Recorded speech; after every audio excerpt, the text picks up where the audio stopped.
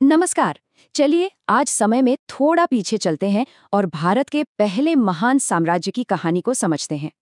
एक ऐसा साम्राज्य जिसने बिखरे हुए राज्यों को आप कह सकते हैं एक धागे में पिरो दिया और इतिहास की धारा को हमेशा के लिए बदल कर रख दिया। जी हाँ, हम बात कर रहे हैं मौर्य साम्राज्य की। तो सवाल ये उठता है कि आखिर कैसे बना भारत का ये पहला महान साम्राज्य, और उससे भी जरूरी इसकी विरासत क्या है जो आज भी हमारे साथ है। आइए इसी सफर पर निकलते हैं और पता लगाते हैं। तो कहानी की शुरुआत होती है एक साम्राज्य के जन्म से। ये सफर था एक विद्रोह से उठकर एक महाद्वीपीय शक्ति बनने का। जरा सोचिए, साल है 321 ईसा पूर्व का।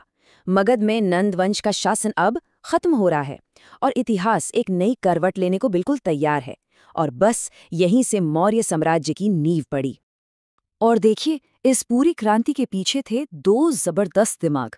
एक तरफ संस्थापक, युवा और महत्वाकांक्षी चंद्रगुप्त मौर्य, और दूसरी तरफ उनके गुरु और इस पूरे खेल के मास्टरमाइंड चाणक्य, जिन्हें हम कौटिल्य के नाम से भी जानते हैं। सच कहें तो इन दोनों की जोड़ी ने ही इस विशाल साम्राज्य का सपना देखा और उसे हकीकत में बदल दिया। मौर्य वंश की कहानी को असल में तीन महान शासकों ने गढ़ा है। सबसे पहले संस्थापक चंद्रगुप्त मौर्य, फिर उनके बेटे बिंदुसार, और उसके बाद इतिहास के सबसे मशहूर सम्राटों में से एक अशोक महान।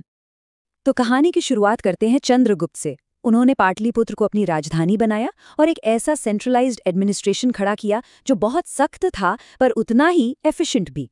उन्होंने पश्चिम में ग्रीक जनरल सेल्यूकस निकेटर को हराया और उनके शासन के बारे में हमें जानकारी मिलती है इंडिका और अर्थशास्त्र जैसी ग्रंथों से। और हाँ, एक दिलचस्प बात यह है कि इस महान विजेता ने अपनी जिंदगी के आखिरी दौर में जैन धर्म अपना लिया था।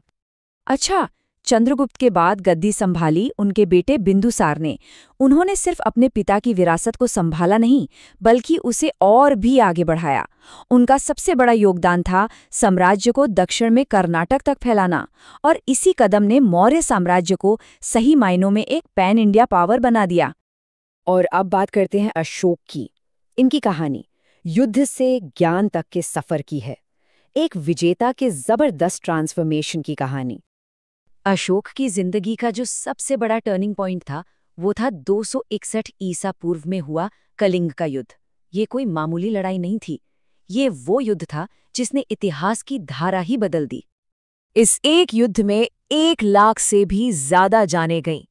सोचिए जरा, ये आंकड़ा इतना भयानक था कि इसने सम्राट अशोक को अंदर तक हिला कर रख दिया। युद्ध के मैदान पर उस तबाही और खून खराबे को देखकर सम्राट का दिल हमेशा हमेशा के लिए बदल गया। उन्होंने तय किया कि अब विजय नहीं, शांति का रास्ता अपनाना है। और बस यहीं से जन्म हुआ अशोक की धम्म की नीति का। ये क्या था? ये मिलिट्री जीत के बजाय नैतिक आचरण, टॉलरेंस और अपनी प्रजा की भलाई पर आधारित एक पॉलिसी थी। और इसकी प्रेरणा मिली थी बौद्ध सिद्धांतों से। कह सकते हैं ये तलवार पर धर्म की जीत थी। देखिए, अशोक अपने इस धम्म के मैसेज को सिर्फ किताबों तक नहीं रखना चाहते थे, वो चाहते थे कि ये पूरे साम्राज्य में फैले। तो उन्होंने क्या किया? उन्होंने चट्टानों और खंभों पर अपने संदेश खुदवाए। धम्म महामात्र नाम के स्पेशल ऑफिसर्स नियुक्त किए, जिनका काम था लोगों को नैतिक जीवन सिखाना। इतना ही नहीं, उन्होंने अपने बेटे महेंद्र और बेटी संघमित्रा को इस मिशन पर श्रीलंका तक भेज दिया। और पाटलिपुत्र में जो तीसरी बुद्धिस्ट काउंसिल हुई थी, वो भी इसी बड़े प्लान का हिस्सा थी। तो सवाल ये है कि इतना बड़ा साम्राज्य आखिर चलता कैसे था? चलिए, अब जरा मौर्यों के एडमिनिस्ट्रेटिव सिस्टम पर नजर डालते हैं कि कैसे वो एक पूरे सबकॉन्टिनेंट को मैनेज करते थे।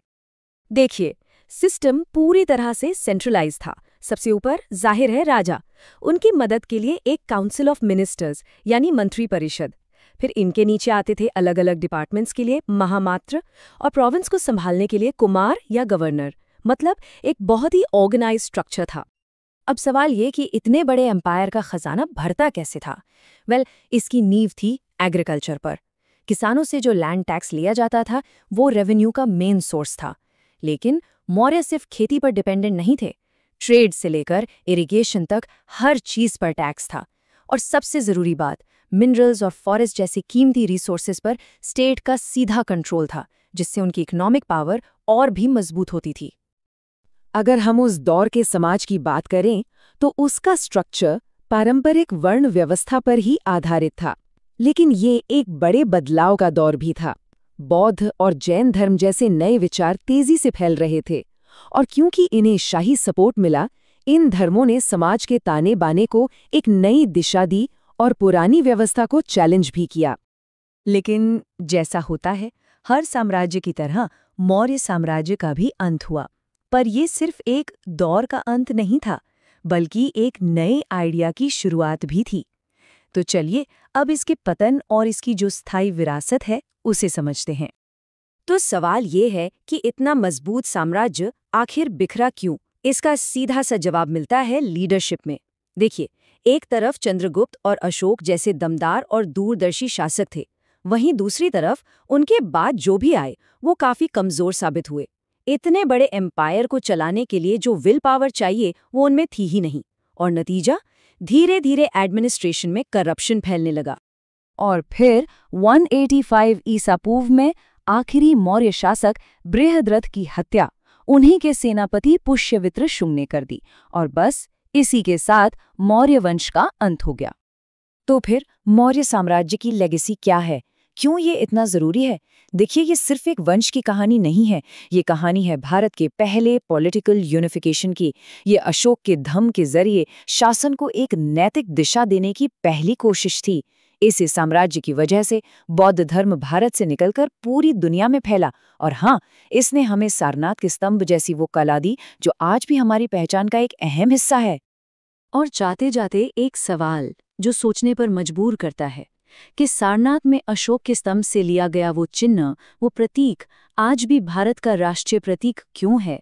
शायद ये सवाल ही हमें मौर्य साम्राज्य की उस स्थायी विरासत की याद दिलाता है, एक ऐसी विरासत जो आज भी हमारे साथ है।